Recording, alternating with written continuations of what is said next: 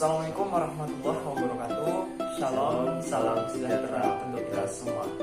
Baik teman-teman sekalian, perkenalkan nama saya Apri Fedianto dan saudara saya Martinus Tony. Bagaimana kawan-kabarnya? Baik. Ini langsung saja jelaskan ya. Oke, jadi begini teman-teman sekalian. Jadi di sini kita akan mereview salah satu aplikasi, yaitu sistem pendukung keputusan, di mana kita akan meneksi prioritas proyek menggunakan metode Wingtip Produk dan Durba. Dan setelah ini mungkin kita akan jelaskan lebih dalamnya mengenai apa itu sistem pendukung keputusan itu sendiri, kemudian sistemnya bekerja seperti apa, kita akan jelaskan ke slide selanjutnya. Tetap nantikan teman-teman. Yes. Baik teman-teman sekalian, jadi di sini mengenai GDSS untuk menentukan prioritas proyeknya. Nah, di sini ada tampilan awal yaitu mengenai salah satu aplikasinya. Jadi di sini kita kemarin mengacu pada jurnal, salah satu jurnal. Jadi di sini kita hanya melihat gambarnya saja teman-teman. Jadi kurang lebihnya seperti ini gitu. Nah, mungkin selanjutnya mengenai aplikasi ini sendiri, atau mungkin awalnya kita akan menjelaskan mengenai GDSS sendiri, mungkin akan dijelaskan oleh saudara saya yaitu Martinus. Kepada beliau saya persilakan. Ya, baik teman-teman, di sini saya akan menjelaskan satu pengertian GDSS umum. Group Decision Support System. Sistem menunjukkan keputusan dari komputer komunikasi dan teknologi keputusan dan yang digunakan untuk menemukan, merumuskan, dan memecahkan masalah dalam pertemuan kelompok. Kelompok ialah kombinasi.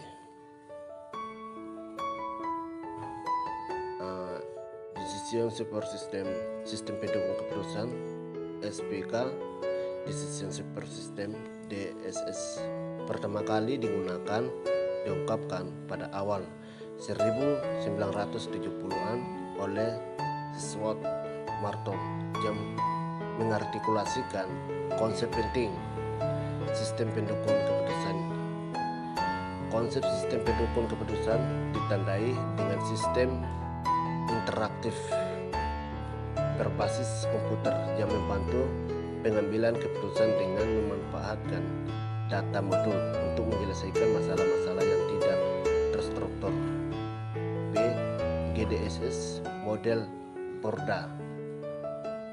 Metode Borda ditemukan oleh Jean Charles de Borde pada abad ke-18. Metode ini digunakan untuk menganalisis keberagaman variabel yang diteliti. Keistimewaan metode ini dapat mengatasi kesulitan pada metode lain, di mana orang-orang atau sesuatu yang tidak berada pada ranking pertama akan secara otomatis dihapuskan.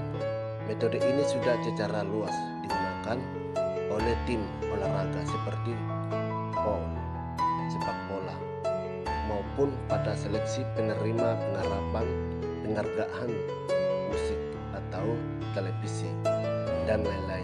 Contoh perhitungan metode Borda untuk kasus perangkaian proyek adalah sebagai berikut. Nah, di sini telematika A, dari hasil kuesioner penilaian proyek dihitung jumlah responden yang menyatakan ranking untuk tiap proyek. Misalnya terdapat 4 responden yang menyatakan proyek A berada di peringkat 2 dan 3. Responden menyatakan proyek A berada di peringkat 3. Maka tulisan angka 4 pada kolom proyek A, peringkat 2 dan angka 3 pada kolom proyek A, peringkat 3. Hal yang sama dilakukan untuk jenis yang lain. B. Kalikan angka pada kolom peringkat dengan bobot di bawahnya. Kemudian tambahkan dengan hasil perkalian pada proyek yang sama. Kemudian isikan hasilnya pada kolom ranking. Misalnya untuk proyek A, 0 kali 2 tambah 4 kali 1 tambah 3 kali 0 sama dengan 4. C. Jumlah hasil ranking yang dalam contoh ini berarti 4 tambah 11 tambah 5 sama dengan 20. D. Untuk mencari bobot tiap proyek, bagi ranking dengan jumlah ranking proyek A 4 atau 20 sama dengan 0,2 dan seterusnya. E. Proyek dengan bobot tertinggi merupakan yang terpilih untuk mendapatkan prioritas utama. Di sini ada tabel perhitungan metode Borda. Ada proyek, peringkat, skor akhir, bobot setelah normalisasi, ranking. Mekanisme proyek rankingkan dengan GDSS, proses sistem pendukung keputusan untuk rankingan proyek dengan metode Weighted Product dan Borda. Menggunakan rumus atau metode Weighted Product dan Borda yang sudah lazim dipakai, sehingga untuk Weighted Product tidak dibahas secara mendetail. Untuk memberikan penjelasan tentang metode Borda disajikan dalam contoh kasus di bawah ini. Misal, terdapat 7 buah proyek yang akan diranking, yaitu sebagai pada tabel 2. Telematika, ada tabel telematika. Sini nama proyek, ada lokasi, tanggal proyek, di bawahnya bobot bagian perusahaan. Sini satu bagian teknis 7 bobot, 2 administrasi bobot 4, 3 keuangan bobot 2. Bobot bagian diisi dengan angka kepentingan dalam rangka 1 sampai 9, di mana angka tersebut mencerminkan tingkat kepentingan dari bagian tersebut. Semakin tinggi angka, maka tingkat kepentingan juga semakin besar. Kemudian proses rankingan internal untuk bagian teknis dilakukan menggunakan 5 buah kriteria sebagaimana pada tabel 4. Kriteria perankingan untuk bagian teknis. Ini ada nama kriteria bobot TP. 1. Kemampuan teknis bobot 5, benefit. 2. Ketersediaan SDM bobot 5, benefit. 3. Sumber daya pendukung 4, bobot 4, benefit. 5. Tingkat kesulitan bobot 5, connected. Setelah dilakukan proses perankingan menggunakan metode Weighted Product, diperoleh hasil perankingan internal bagian teknis sebagaimana pada tabel 5. Hasil perankingan untuk bagian teknis. Sini ada tabel nama proyek ranking. 1. SIPPK Kementerian Kesehatan RI, ranking 1. 2.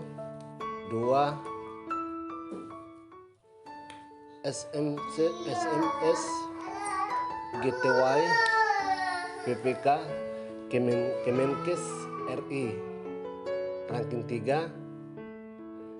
Sistem Data Counter ROC, ranking 5. Sistem Informasi Akademik STIE, ranking 4. 5. Network Monitor System, ranking 2. Baik, selanjutnya yaitu mengenai kemudian proses perankingan internal untuk bagian administrasi dan keuangan. Jadi berikut hasil perankingan ada pada tabel 6 hingga 9. Nah, di sini juga teman-teman bisa melihat sendiri, di sini ada nomor, nama kriteria, bobot dan tipe.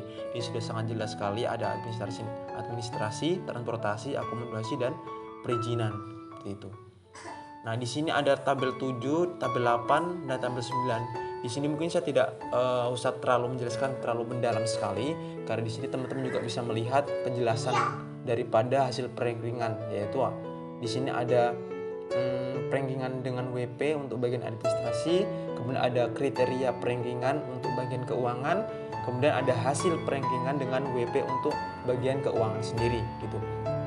Jadi setelah hasil perankingan pada setiap bidang telah dihitung semua, kemudian dikolaborasikan menggunakan metode Boda sebagaimana pada tabel 10. Nah, di sini teman-teman. Nah, di sini mengenai tabel 10 ya, perankingan menggunakan Boda sendiri. Di sini nanti memang ada kriteria, ada parameter itu sendiri gitu mengenai nanti nama proyeknya, terus ada ID proyek. Kemudian nanti perankingan dia akan masuk ke beberapa supaya dia menitik beratkan mana yang menjadi prioritas utama. Kemudian ada nanti perhitungannya sendiri, kemudian ada skor, terus ada ranking. Nah, di sini teman-teman bisa melihat sendiri ya. Ada ranking 1, ada ranking 3, 4, 2, 2. Nah, nanti setelah ini maka akan diseleksi lagi mengenai bobotnya. Jadi di sini ada yang menjadi proyek mana yang akan menjadi prioritas seperti itu. Jadi sebenarnya aplikasi ini memang salah satu ini ya mengambil keputusan di mana memang kita akan menarik kesimpulan dari parameter-parameter yang kita sudah masukkan. Memang setelah nanti adanya parameter itu berarti kita bisa mengambil keputusan mana yang menjadi prioritas, manapun yang menjadi nilai bagian bawah seperti itu ya teman-teman.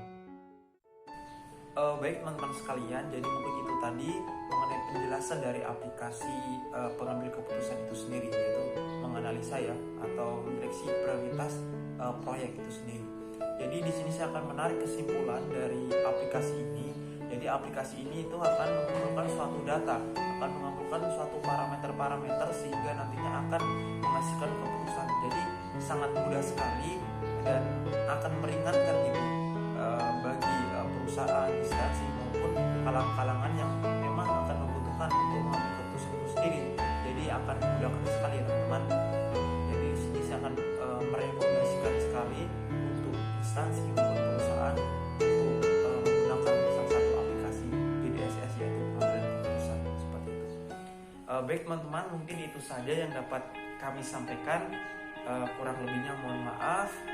Akhir kata, assalamualaikum warahmatullahi wabarakatuh. Salam dari jauh.